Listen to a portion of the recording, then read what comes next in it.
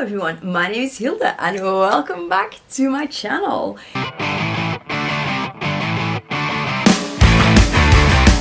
So this is my London vlog and I have a lot of photos and some clips, but I still wanted to insert some information about stuff. As you can hear, my voice has still not completely returned. This is my traveler's notebook that I took along. This is my actual traveling journal, and I will film a flip through about this. This will be the next video, but I have notes in here, so I'm going to double check those so I don't forget anything. But let's just get into the first clips and I'll just interject with me talking about stuff.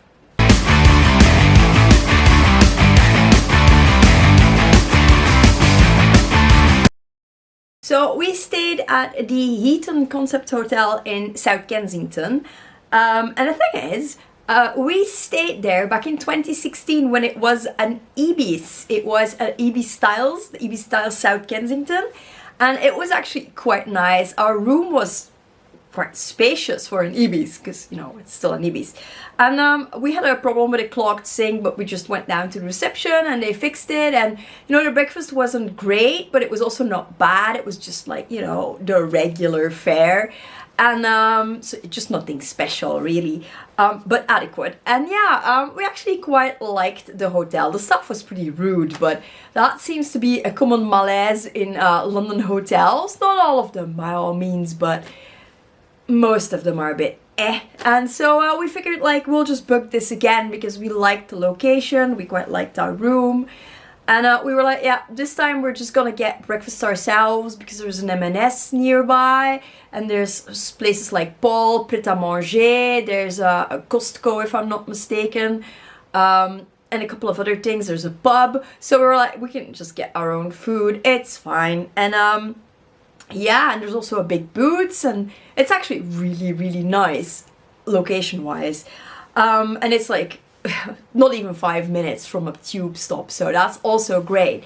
But now it's no longer part of the Accor hotels, it's a Heaton Concept Hotel. And we booked it again, thinking how much worse can it be, right, under new management? Well, the staff at the front desk was super friendly and super helpful, in as far as they could. But our room was dreadful, and we paid, I wrote it down, £637 for the two of us for 3 nights. That's ridiculous. Our room was absolutely tiny. I figured I'd film it like the last day after we've packed everything and put our bags on the bed, because we made quite a mess before that because we just didn't have space. But I was so ill due to the circumstance of the room, mostly because it is just asthma really, that I just didn't manage to film it. But basically the room you see in this photo is a lie, because literally we had about, I would say, this much space on the sides of the bed, and then about 1.5 meters at the foot end to the wall. If you put, you had this little stool thing you could put up, and it was like strips of fabric. If you put that up, you had this much space to walk past it. It was like a tiny table. There was no desk where you could sit at, stuff like that.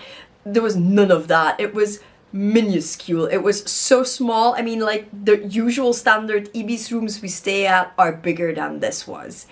It was absolutely abysmal. Now, the worst thing of it was the windows, you could only open the top half. Well, it's not even the top half. It was like this much, and you could put it slanted, and that was that. There was a ventilation system in the bathroom, which would only work if you left the light on, and it was super loud.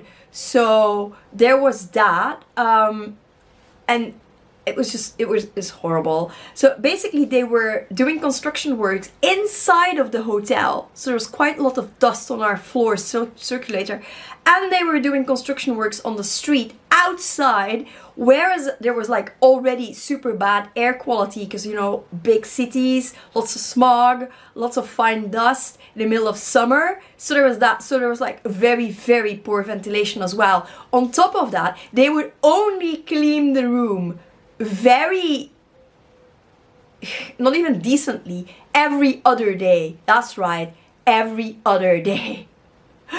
So they just like basically vacuum it, make the bed, and like if you had, you know, when you've used the hotel towels and you put them on the floor so people know that they need to replace them, they just like take them, and that was it. Because like the one time they did clean the room, there was like a huge wet stain in the bathroom, so they're just like taking them. They hadn't even cleaned the bathroom or the bathtub or whatever for the rest of it.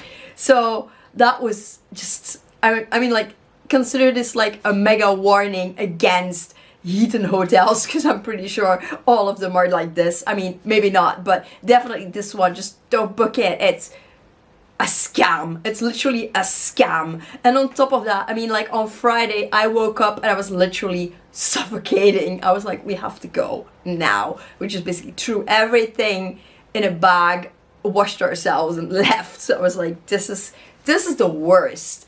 I haven't had an asthma crisis this bad in absolute years. And yes, I'm sure that walking around London was a contributing factor, but the hotel was for sure one of the big causes. And so yeah, that is absolutely terrible. And I just want to put that out there, that the hotel is the worst. Do not book it. Everybody out in the world, stop messing around. Calling all you freaks and nerds, you're just missing what you want.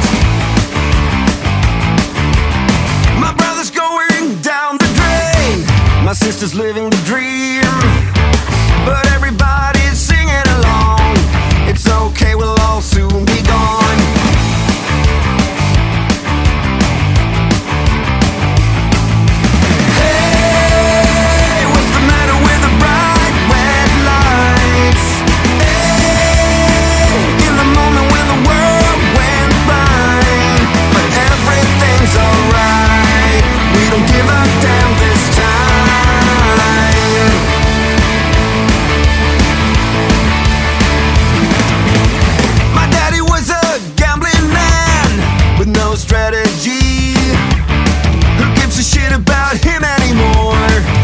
We never really settled the score. Half the town screaming out in vain, the other half is fake, but everybody's singing along. It's okay, we'll all soon be gone. Hey, what's the matter with the bright red lights?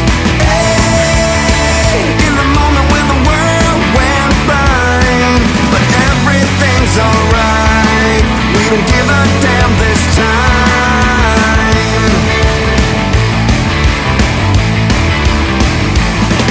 Yeah!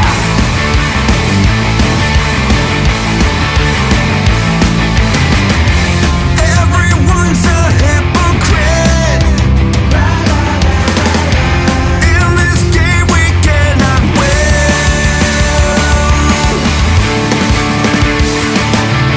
Hey, what's the matter with the bright red lights? Hey, in the moment when the world went blind, but everything's alright. We don't give a damn this time. So another shop we visited was the Noble Collection one. We wouldn't have specifically gone to Covent Garden to visit it, but we were meeting my friend Jess at the National Gallery, and we were already in Covent Garden because we figured like we'll go via Covent Garden and just walk there, and then we can see a whole lot of Covent Garden. And Covent Garden is absolutely stunning in the summer. There's flowers everywhere. There's decorations at buildings everywhere. It's absolutely gorgeous. So we came out of Covent Garden Tube and walked up via Neal Street. And the shop is on Neal Street. So there's that. And I will say one thing. If you walk out of Neal Street, like along the street, cross the street, you will see Forbidden Planet on Shaftesbury Avenue. Before you buy anything at Noble Collection, go check Forbidden Planet. They have a much smaller range, but I was looking at the Creature of the Black Lagoon bendy fig. I didn't end up buying it, but I was looking at it.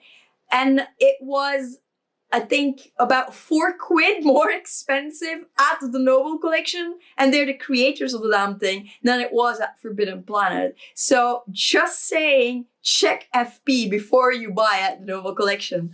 But that aside, again, if you're like a big Harry Potter fan and you're on a budget, and you just want to see amazing displays, that shop is totally worth the visit because the displays are super, super pretty. And if you want to buy stuff from Noble Collection, it's, you know, a really good place to be. And again, Forbidden Planet probably doesn't have any brooms and stuff, so there's that, or weapon props. But if you're looking for things like bendy figs or like small Harry Potter props that Noble Collection does, I would definitely check Forbidden Planet first.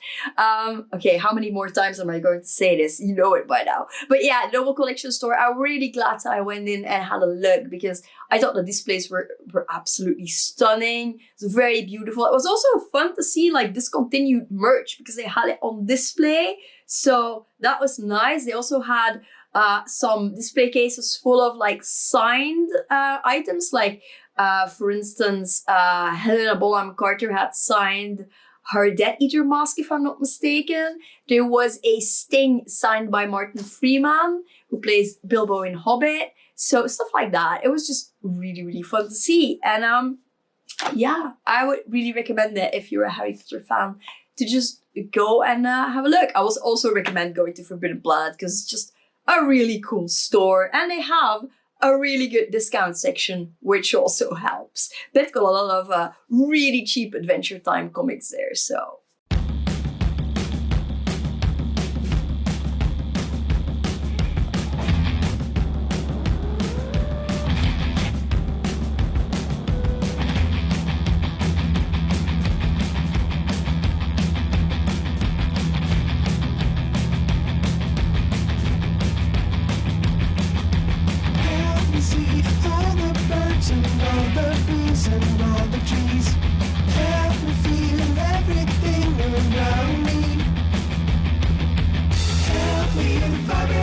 Of the universe inside of me, help me beat the shit out of my ego, please.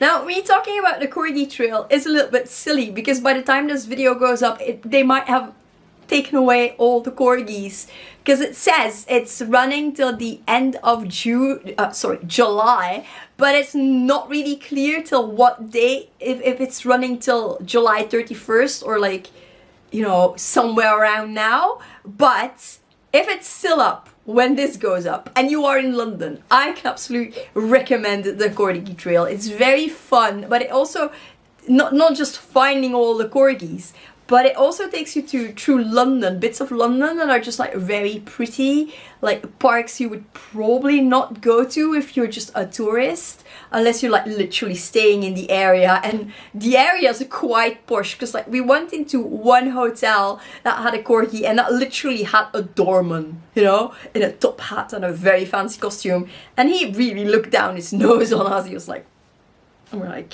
we just want to see the corgi. And the staff inside was actually quite friendly, but they were also like, go away, you know? So I was like, maybe putting the corgis here was not the greatest plan you've ever had, people. But we did manage to get the maps from the Corgi Trail at the hotel, so that was good. They also had them at Victoria Station. I mean, it is super, super fun.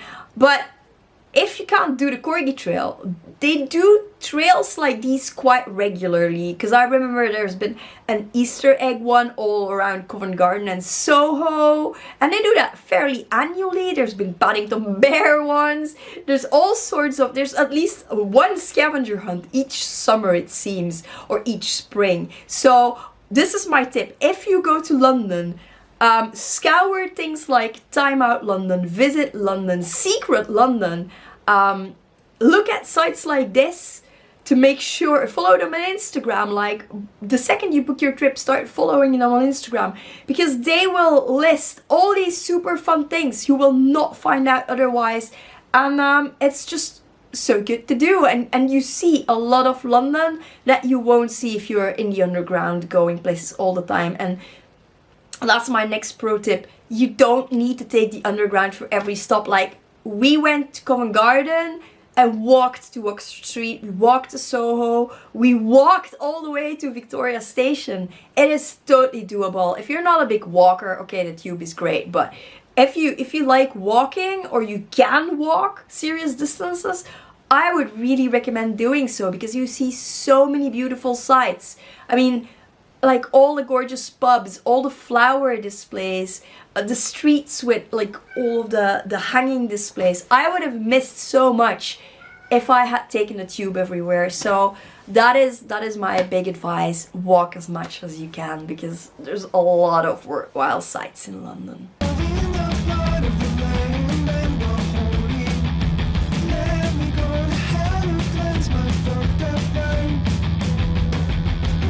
Embrace the sunrise and the sunset and the time between them. Let us stay forever young and never die.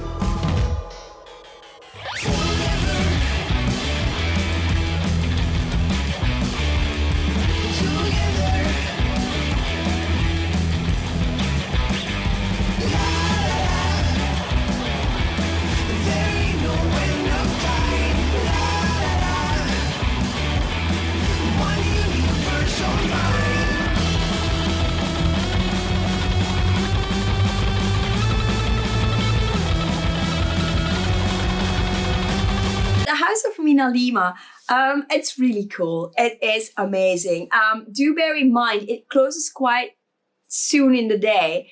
The last admittance is, I believe, 5:30, and there might be a queue where you might not even get in. So if you want to go, maybe go earlier in the day. So, I mean, even if you have to queue for a while, you'll be sure to get in. Also, they will come and tell staff to maybe like get people moving if there is a bit of a queue. So I would advise to go as early as possible, so you can absolutely see as much as you can of Mina Lima.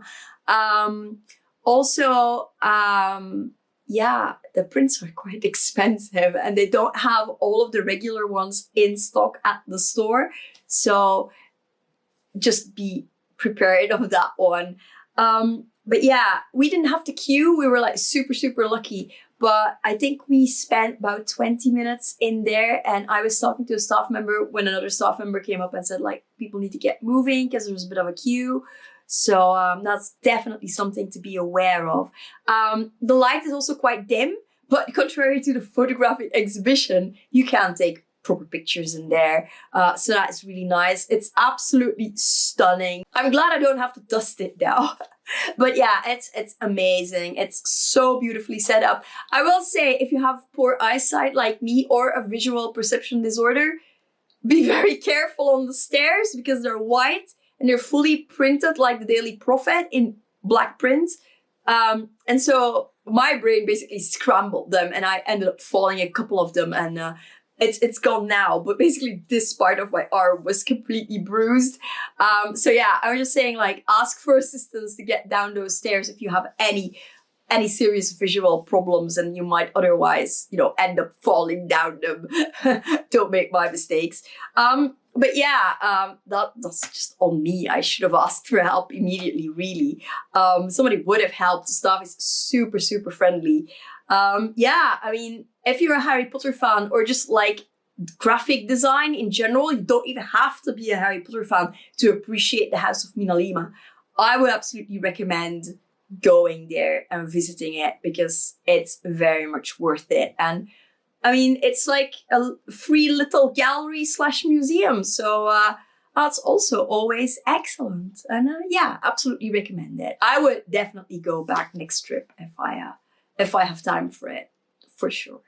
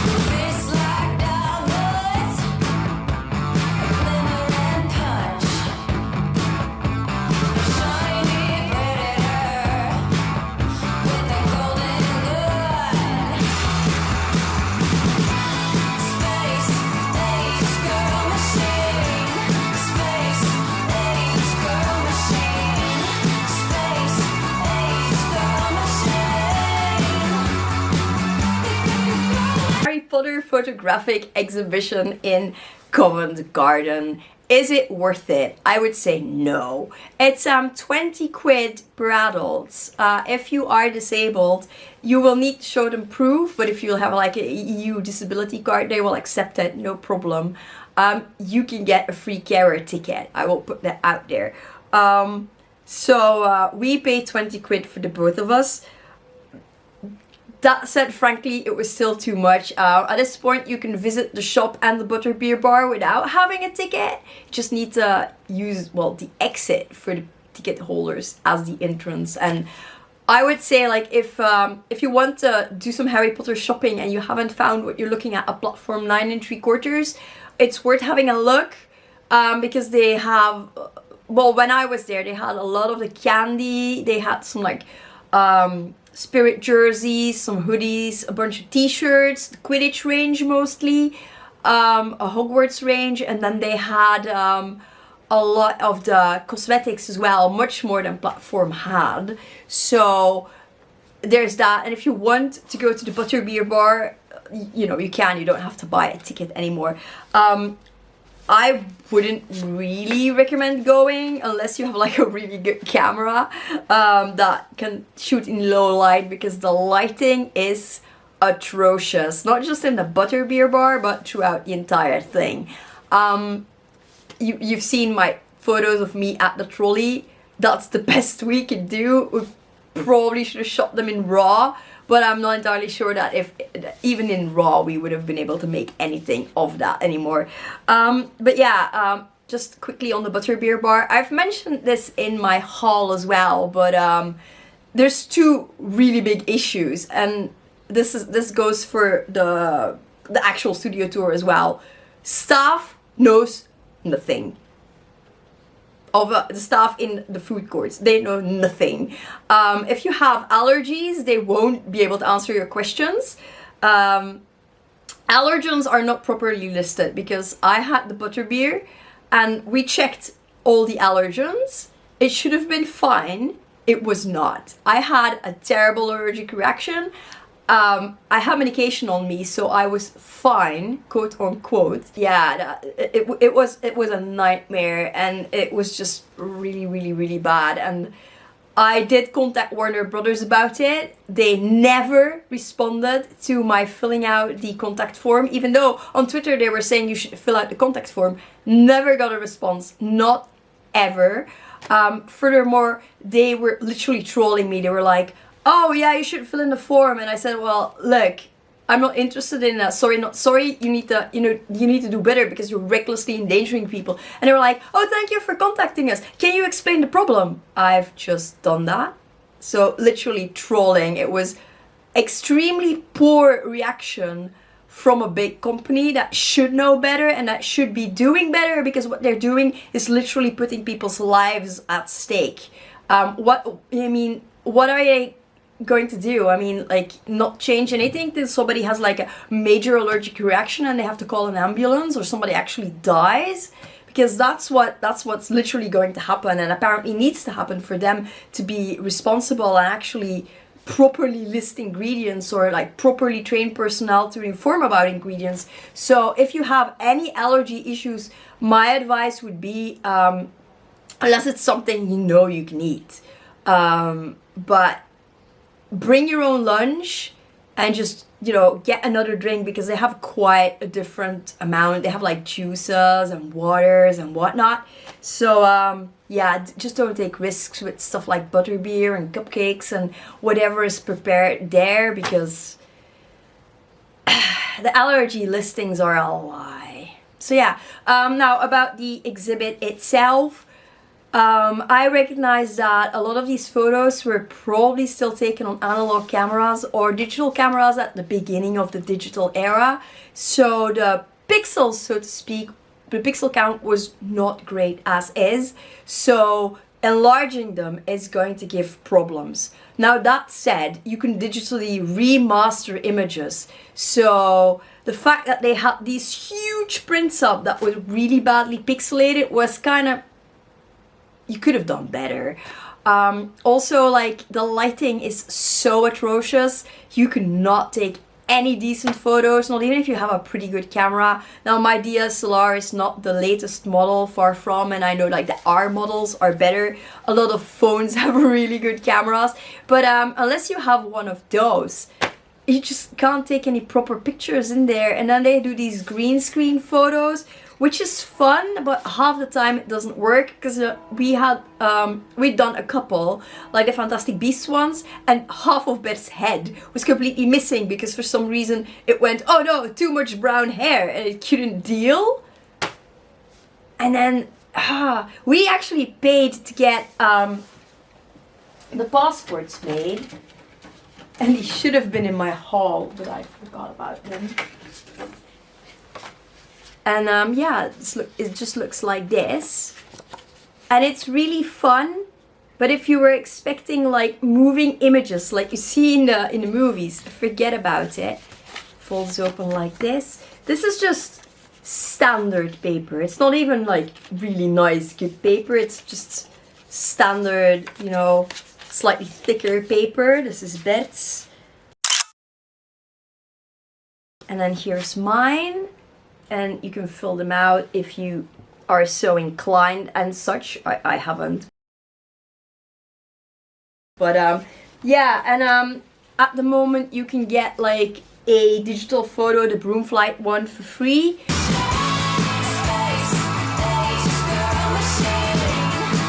Which is good because frankly you get them and they're like making a big deal. Oh, you get the digital rights to them. And I'm like, well, bullshit, because as long as you are in the photo, you have the digital rights to them in accordance to EU law. I'm in the EU, so what are you gonna do, Warner Brothers? Nothing, because I'm in the picture, ergo I have the rights to said picture, unless I sign a contract that I don't, which I didn't.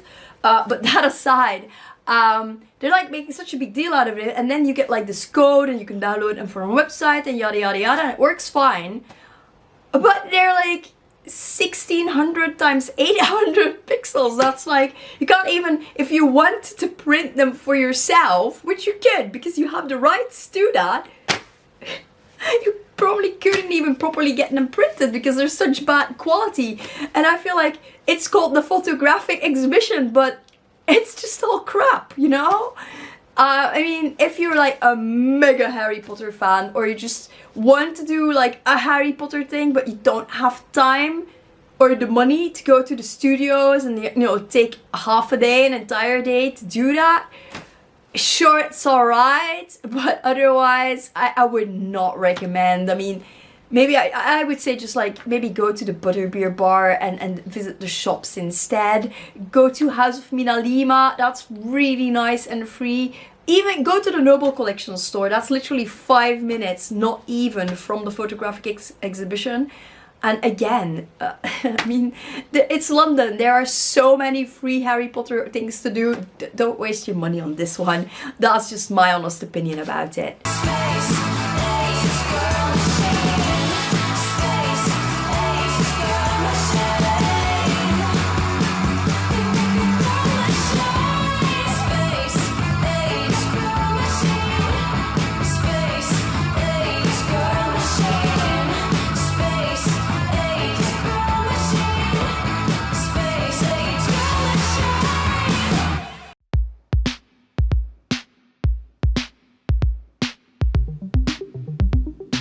And the last shop I want to talk about is the infamous Fortnum and Mason. It is a, if I'm not mistaken, I'm not entirely sure what it's called in English. We call them hofleverancier, like a court distributor maybe. Like they distribute to the royal family. The royal family buys from them. And they're like this really fancy British store, and they have these hampers you can fill yourself or just buy the hamper. I was tempted to get one. It was so cool. But then my friend Charlotte said, it's probably like 60 quid. And I was like, oh, maybe not for a wicker basket. But yeah, first up, if you just hear about it, it gets a little bit overhyped. It is pretty and stuff, but it is kind of like touristy. That said, I got like the, if you saw my haul, you saw it. I got the music box biscuit tin, the cookie tin basically, and you can twist it and it plays a tune and the cookies really, really good. I mean, if I could teleport, I would have been the second I was well enough. I would have just been like, off to Fortnums and buy more of them. Because yes, absolutely yes. Most of it, I mean, some of it is actually affordable, you know? The musical biscuit tin with cookies was like 15 quid. I know that because I saw them back in 2016, I didn't really look for them now. But back in the day, they also had London buses, like, you know, the tin ones filled with cookies. M&S does those, Marks and Spencer's, for the same price as Fortnum does them. So there's that. Like, some things are not more expensive, other things are more expensive. But what we got there was actually really delicious, because I also bought a small bottle of whiskey for bed there.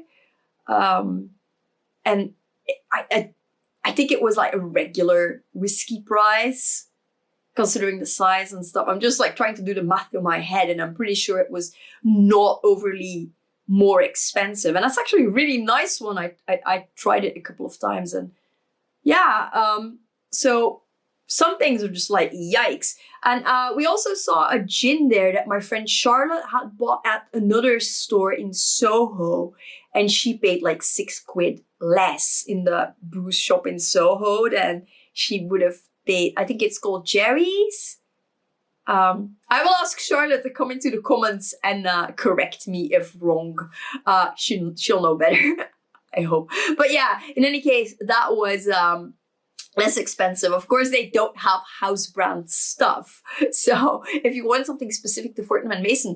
But I was looking at the coffee, and like the beans were like £60 for a tin, and I was like, okay, put them right back where they came from. So some things are stupid expensive, some things are like quite affordable. But yeah, there's very British things. So if you're on the look for like very British things and you don't want to go to a Marks and Spencer's, it's a very good alternative, especially because some of the things are affordable and in the same price range. If you don't want to go out of the way to do it, Marks and Spencer's will serve you fine. Just saying. But yeah, I'm glad I went to Fortnum's, and my initial response was, well, I've done this now, I don't need to do it again. But then I had the cookies, and now I absolutely have to do it again, if only for those cookies.